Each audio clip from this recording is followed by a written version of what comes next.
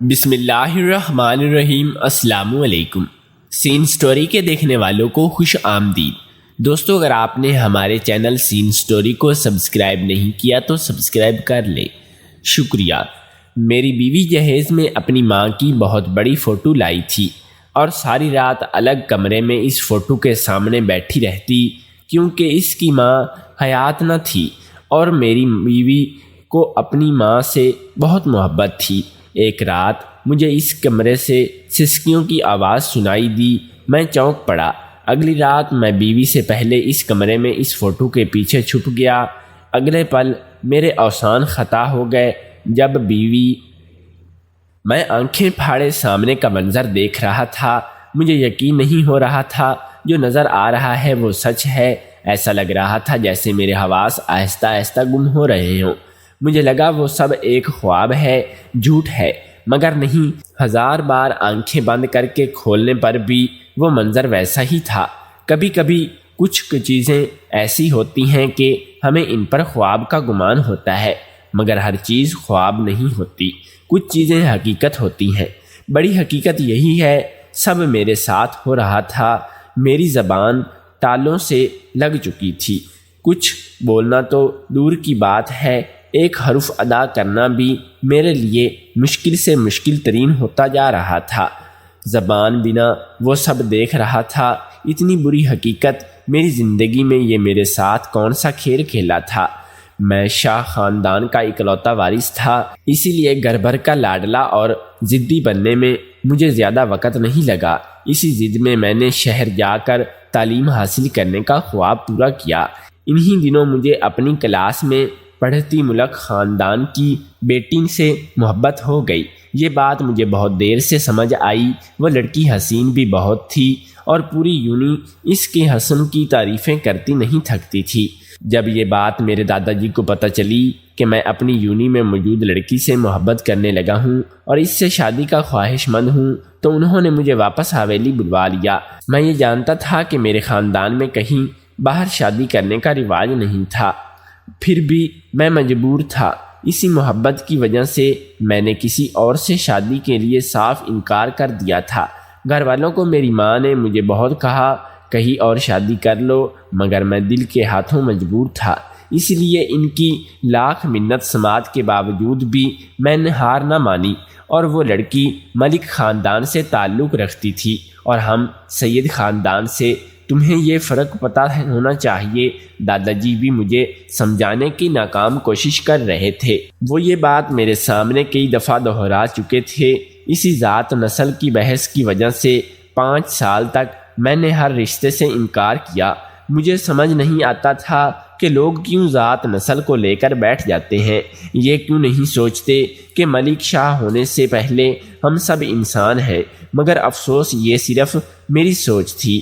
میرے دادا جی کا کہنا تھا کہ پڑھ لکھ گیا ہوں تبھی ایسی باتیں کرنے لگا ہوں، مگر انہیں کیا پتہ کہ پڑھنے لکھنے سے ہی عقل آتی ہے، صحیح غلط میں فرق پتہ چلتا ہے۔ میں نے 5 سال انتظار کیا۔ ایک روز میری ماں میرے پاس آئی اور اس کی بات سن کر میرے سر پر 7 آسمان گر پڑے۔ ان کی بات کے بعد میں بولنے کے قابل نہیں رہا تھا۔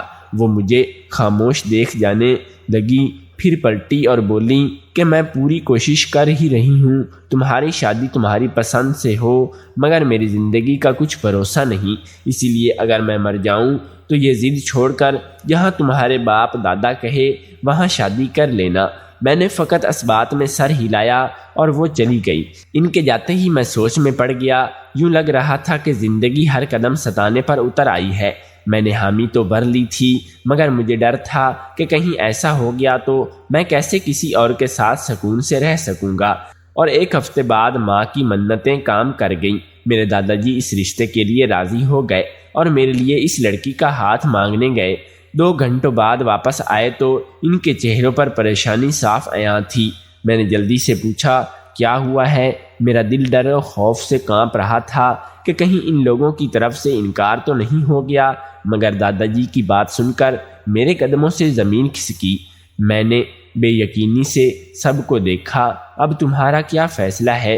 دادا جی نے سخت لہجے میں پوچھا۔ بغیر کوئی بھی جواب دیے میں وہاں سے ہٹ گیا اور سیدھا اپنے کمرے میں گیا۔ کمرے میں بیٹھے مجھے 3 سے 4 گھنٹے گزر گئے۔ وہ بات میرے دل و دماغ کو جکڑے ہوئے تھی، کانوں میں سیسے کی طرح پگھل رہی تھی، دل مانو تڑپ رہا تھا۔ مگر کیا میں اس بات کی وجہ سے اپنی محبت کو چھوڑ سکتا تھا؟ نہیں، ہرگز نہیں۔ بھلے ہی وہ بات میری زندگی پر گہرا اثر رکھتی تھی، مگر مجھے اس وقت اپنی محبت زیادہ عزیز تھی۔ میری آنکھوں پر اس وقت محبت کی پٹی بندھی ہوئی تھی، اس لیے میں نے اس بات کو نظر انداز کرنا چاہا۔ مجھے اس وقت نہیں پتہ تھا کہ میرا اتنی بڑی بات کو نظر انداز کرنا مجھے کسی کھائی میں نہ دھکیل دے گا۔ میں اگر اس وقت یہ جان لیتا تو شاید کبھی اس شادی کے لیے راضی نہ ہوتا۔ خیر، مختصر یہ کہ میری شادی طے ہو گئی۔ میں نے 1 ہفتے میں یہ شادی کرنے کی ضد کی تھی، اور 1 ہفتے بعد وہ عروسی لباس زیب تن کیے میرے کمرے میں میری دلہن بنی بیٹھی تھی۔ میرے قدم زمین پر تک نہیں لگ رہے تھے، یوں لگ رہا تھا کہ آسمانوں کی سیر پر ہوں۔ میری خوشی کی انتہا نہیں تھی، مگر اس وقت میری خوشی پل بھر میں مانند پڑ گئی جب میری بیوی نے ایک فوٹو فریم اٹھا کر میرے سامنے کیا۔ میں نے ناسمجھی سے اسے دیکھا۔ وہ اس کی ماں کی تصویر تھی جسے وہ ساتھ لائی تھی۔ اس کی ماں حیات نہ تھی، میں یہ بات جانتا تھا۔ میں دیکھ کر میں ناسمجھی سے کبھی فریم کو تو کبھی اپنی بیوی کو دیکھ رہا تھا، جو شادی کی پہلی رات مجھے اپنی مرحوم ماں کی تصویر دکھا رہی تھی۔ تم مجھے آج کی رات یہ فریم کیوں دکھا رہی ہو؟ میں نے اس کے چہرے کو دیکھتے ہوئے پوچھا۔ تمہیں تو یہ پتہ ہے میری ماں اس دنیا میں نہیں ہے، اس لیے میں یہ فریم لائی ہوں۔ تم مجھے اجازت دو، مجھے اسے لے کر دوسرے کمرے میں جانا ہے۔ میں نے حیرت سے اسے دیکھا، وہ کیا کہہ رہی تھی اور کیوں؟ مجھے یہ خود کو دیکھتا پا کر وہ دوبارہ بولی تو اس کی بات پر میں نے حیرانگی سے اسے دیکھا رہ گیا، اور وہ ایک طرف سے ہو کر چلی گئی۔ میں اسے جاتا دیکھ رہا تھا۔ اس کے جانے کے بعد کافی دیر کمرے کے چکر کاٹتا رہا، اس کا انتظار کرتا رہا، مگر وہ واپس نہ آئی۔ مجھے لگا کچھ دیر تک آ جائے گی، اسی لیے بستر پر بیٹھ کر اپنی آنے والی زندگی کے بارے میں سوچنے لگا۔ میں دادا جی کی کہی بات بالکل بھول چکا تھا، تبھی اتنے سکون سے تھا، مگر نہیں، کہیں اندر بہت ہی بے سکونی تھی جو مجھے سکون نہیں لینے دے رہی تھی۔ مگر میں مسلسل اس انداز میں کر رہا تھا۔ مجھے کب نیند آئی پتہ نہ چلا۔ آنکھ صبح کھڑکی سے اندر جھانکی تھی، سورج کی روشنی چہرے پر پڑنے سے کھلی آنکھیں ملتے ہوئے اٹھ بیٹھا۔ وقت دیکھا تو 7 بج رہے تھے۔ ایک نظر کمرے میں دیکھا، بیوی کو تلاش کرنا چاہا، مگر وہ وہاں ہوتی تو نظر آتی۔ میں وہیں بیٹھا رہ گیا تھا، شاید وہ فریش ہونے گئی ہو، مگر کافی دیر گزرنے کے بعد بھی مجھے واش روم کا دروازہ ہنوز بند رہا، تو اٹھ کر دروازے کے قریب جاتے دستک دی اور پوچھا کہ وہ اندر ہے بھی یا نہیں، مگر نہیں، کوئی جواب نہ آیا، بلکہ سا جھٹکا دینے پر دروازہ کھلتا چلا گیا۔ مجھے اب غصہ آنے لگا تھا۔ میں اسی وقت ساتھ والے کمرے میں گیا تو وہاں بیوی اسے فوٹو فریم کے سامنے بیٹھی تھی۔ اسے دیکھ کر میرا غصہ غائب ہو گیا۔ مجھے اس پر تو ترس آنے لگا۔ میں نے سوچا کل اس کا اتنا خاصی دن تھا، تبھی شاید اپنی ماں کی یاد میں اسے ہوش نہ رہا کہ واپس کمرے میں جانا ہے۔ میں نے اسے کندھے سے ہلایا اور وہ واپس چلنے کا کہا تو میرے ساتھ واپس کمرے میں چلی آئی۔ ہم تیار ہو کر نیچے گئے۔ اگلے روز ہمیں ولیمے کے بعد شہر شفٹ ہونا تھا، اسی لیے میری ماں نے ساری رسمیں دھوم دھام سے کی تھیں۔ رات ہوتی ہی دوبارہ کمرے سے غائب ہو گئی۔ میں پھر انتظار کرتا رہا، سو گیا۔ اگلے روز اٹھتے ہی بابا جی مجھے بلانے آ گئے۔ میں نے اسے واپس آنے کی وجہ سے پوچھنا ترک کر دیا اور ولیمے کی تیاری میں لگ گیا۔ ولیمے کے دوران بھی میری بیوی کا رویہ بہت عجیب تھا، یوں جیسے وہ وہاں ہو کر بھی نہ ہو۔ بار بار اس کا خود سے بات کرنا مجھے حیرت میں ڈال رہا تھا۔ میں نے کئی بار اسے اپنا وہم سمجھا۔ میں نہیں جانتا تھا کہ میں قدم با قدم غلطیاں کرتا رہا تھا، ہر اس بات کو وہم سمجھ کر جھٹلا رہا تھا جس پر مجھے غور کرنا تھا، جس کی تصدیق کرنی ضروری تھی۔ ہم انسان کتنے بے وقوف ہوتے ہیں کہ جس سے محبت ہو اس کے عیب خامیاں سب نظر انداز کر دیتے ہیں، اس لیے اس سے محبت اور جس سے نفرت ہو اس کی خامی کو بھی ڈھونڈ ڈھونڈ کر نکالتے ہیں کہ کب کہاں کس طرح وار کیا جائے، کیسے مقابل کا زخمی کرنا چاہیے، یہ ہمیں پتہ ہوتا ہے۔ میں اپنی محبت سے اس وقت اندھا ہو چکا تھا۔ ولیمے کے بعد ہم شہر روانہ ہوئے۔ میری نوکری دوسرے دن سے شروع ہونی تھی، جس کی وجہ سے میرا جانا ضروری تھا۔ خاندانی زمینیں بابا جی اور دادا جی سنبھال رہے تھے۔ اکلوتا وارث ہونے کے باوجود مجھے اپنی کسی ذمہ داری کا احساس نہ تھا، نہ کسی کے کہنے پر کبھی میں یہ سوچا کہ میرے باپ دادا کو میری ضرورت ہے۔ شہر پہنچتے ہی ہمیں آدھی رات گزر گئی۔ سارا راستہ میری بیوی وہی فوٹو فریم پکڑے اپنی ساتھ لگائے گاڑی میں بیٹھی تھی۔ اس کی خاموشی عجیب تھی۔ میں نے کئی بار اسے مخاطب کرنا چاہا مگر ناکام رہا۔ وہ میری طرف دیکھنا دور میری بات کا جواب تک نہیں دے رہی تھی۔ میری بے وقوف یہی سمجھتا رہا وہ اپنی ماں کی یاد میں بدحواس ہو چکی ہے، مگر مجھے کیا پتا تھا کہ اس فوٹو فریم کے پیچھے کیا راز ہے، میرے لیے کون سا امتحان کھڑا ہے۔ گھر پہنچتے ہی سامنے 2 کمرے تھے، بالکل ساتھ اس کے ساتھ ایک طرف کچن جبکہ دوسری طرف ڈرائنگ روم تھا۔ میں اپنے کمرے میں چلا گیا۔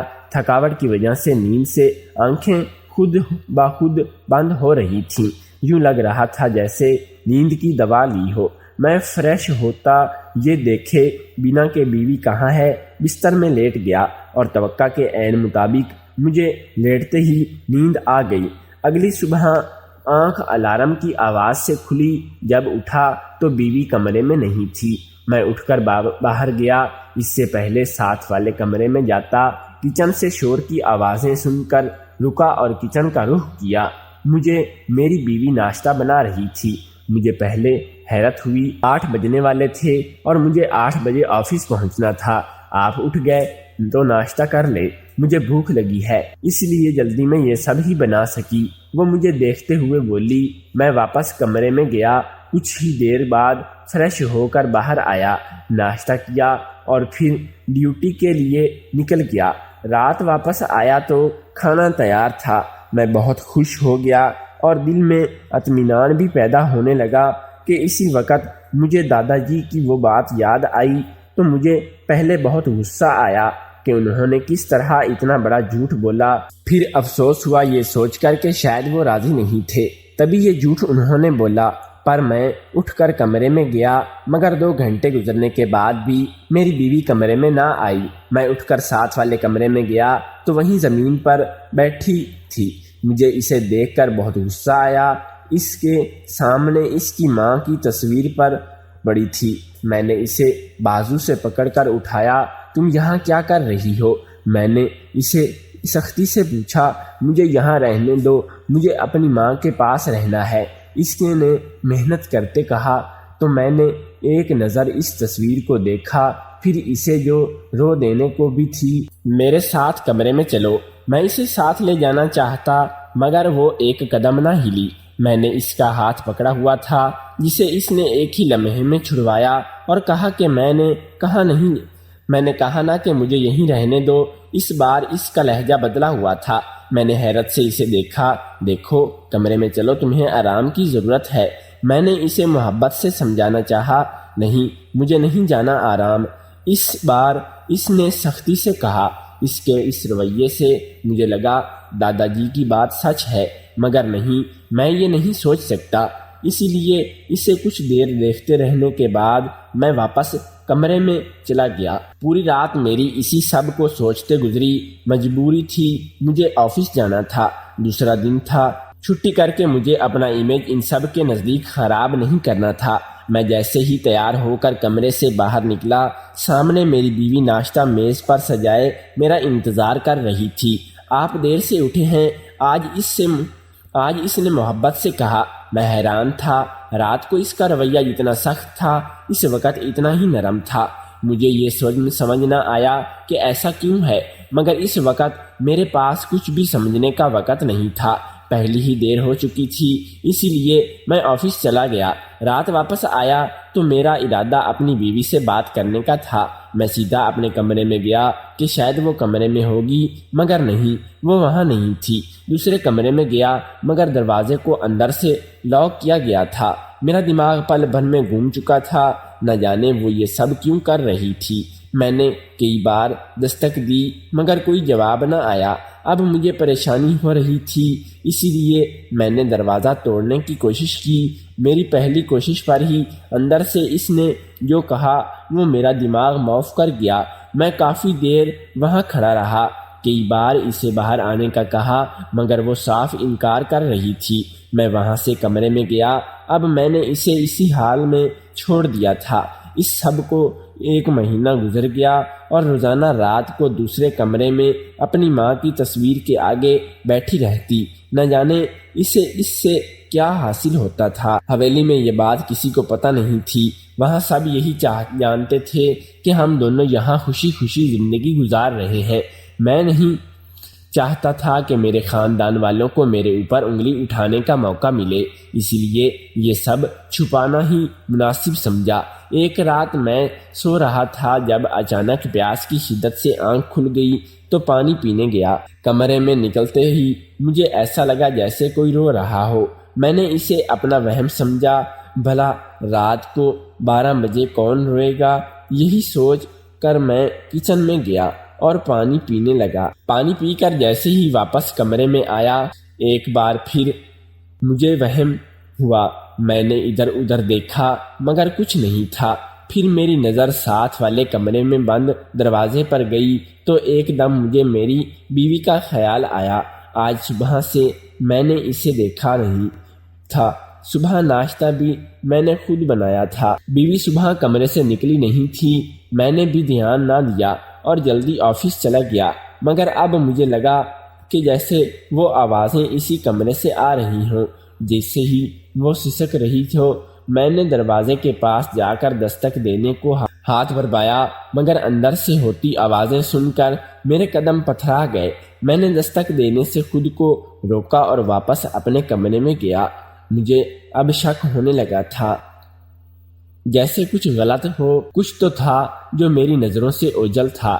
اب مجھے اس راز سے پردہ اٹھانا تھا، اسی لیے میں نے سوچا اب خود جا کر دیکھوں، مگر اب اس وقت جانا ٹھیک نہ لگے گا، اس لیے واپس جا کر لیٹ گیا اور کل کے بارے میں سوچنے لگا۔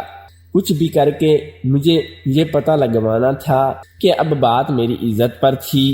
مجھے لگ رہا تھا جیسے میری بیوی مجھے دھوکہ دے رہی ہو۔ میں صبح ہوتے ہی گھر میں چھپ گیا اور صبح میری بیوی دوپہر کو کمرے سے نکلی تو اسے دیکھ کر مجھے لگا جیسے میرا سانس رک گیا ہو۔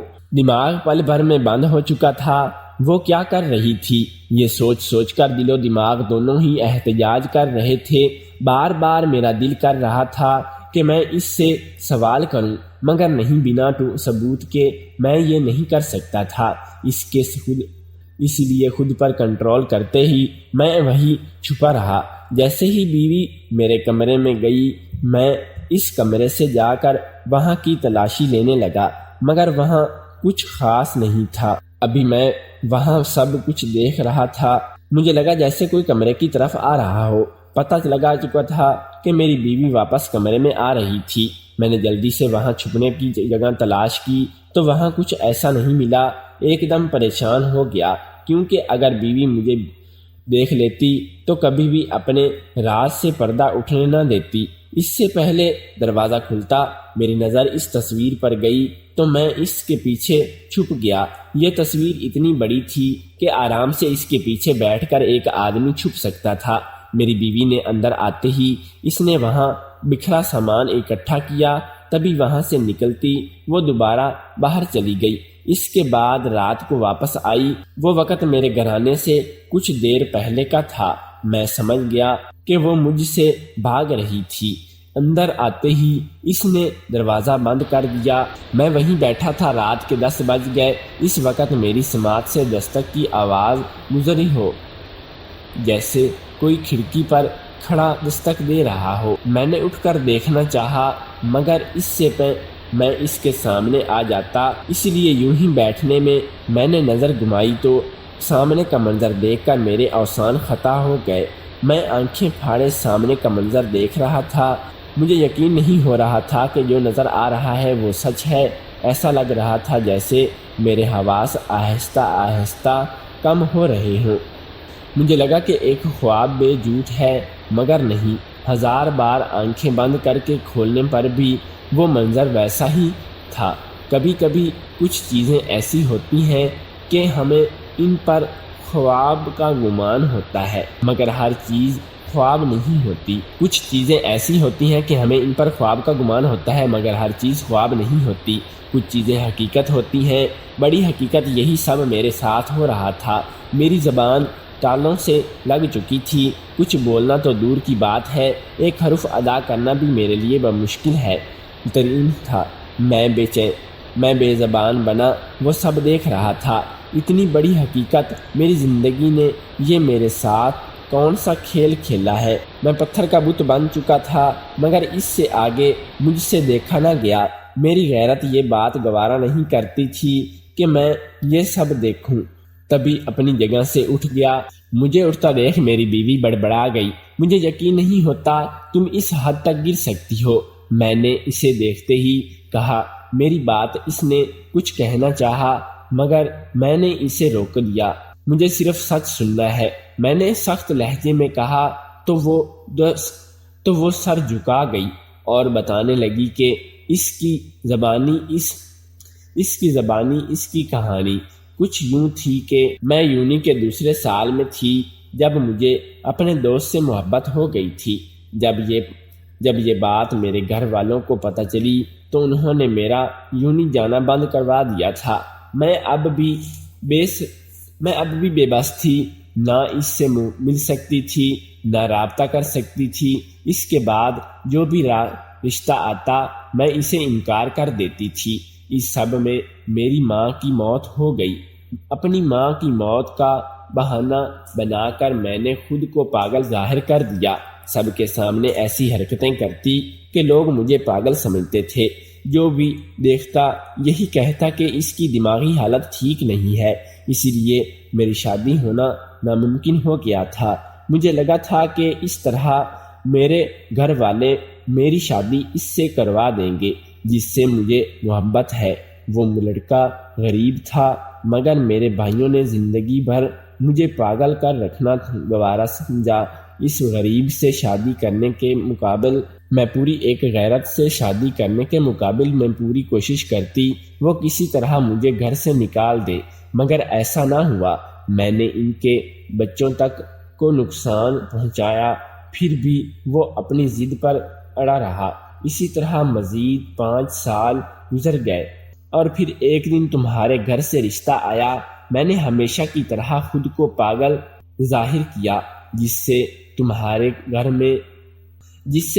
گھر والے غصے سے نکل گئے۔ مجھے لگا سب ٹھیک ہے، مگر پتہ نہیں کیوں کیسے یہ رشتہ پکا ہو گیا۔ میں نے بہت کوشش کی یہ رشتہ ٹوٹ جائے، مگر ایسا نہ ہوا اور میری شادی تو تم سے ہو گئی۔ پھر میں نے اپنی ماں کی بڑی سی تصویر بنوائی اور اپنے دوست سے رابطہ کیا تو اس نے کہا کہ میں اس تصویر کے سامنے بیٹھی رہوں تاکہ تم بھی مجھے پاگل سمجھو۔ میں نے یہی کیا، مگر تم نے پھر بھی میرا ساتھ نہ چھوڑا اور یہاں شہر لے آئے۔ میں نے دوبارہ اس سے رابطہ کیا اور سب کچھ بتایا۔ اس نے مجھے ملنے کا کہا، یوں وہ مجھ سے رات کو ملنے لگ گیا۔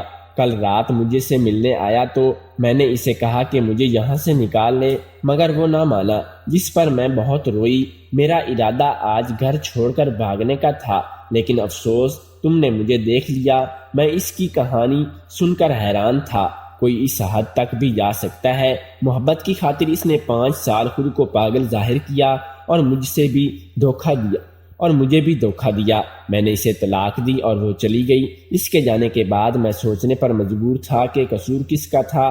قصور اس کے گھر والوں کا تھا، جنہوں نے اپنی ضد میں آ کر اسے قید رکھا۔ اگر وہ اس کی شادی اس کی مرضی سے کروا دیتے تو میرے ساتھ اتنا بڑا دھوکہ نہ ہوتا۔ کاش میں دادا جی کی بات مان لیتا، مگر پچھتانے سے کیا ہونا تھا۔ میرے ساتھ جو ہونا تھا وہ ہو چکا تھا۔ میں اپنی زندگی کا سب سے بڑا دھوکہ کھا چکا تھا، جس سے مجھے پتہ چلا بزرگوں کے آگے ضد نہیں لگانی چاہیے۔ کبھی کبھی ہم جو چاہتے ہیں وہ صحیح نہیں ہوتا بلکہ غلط ہوتا ہے۔